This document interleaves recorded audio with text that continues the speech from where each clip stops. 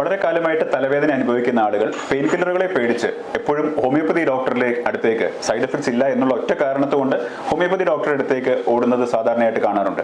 നിങ്ങൾ അങ്ങനെ ചെയ്യുന്നതിന് മുന്നേ ഒരു കാര്യം പ്രത്യേകമായിട്ട് ശ്രദ്ധിക്കേണ്ടതായിട്ടുണ്ട്. ഒരു വലിയ ഭൂരിഭാഗം തലവേദനകൾക്കും കണ്ണിന്റെ കാഴ്ചശക്തി ആണ് ഒരു പരിധിവരെ പ്രശ്നമായിട്ട് കാണുന്നത്.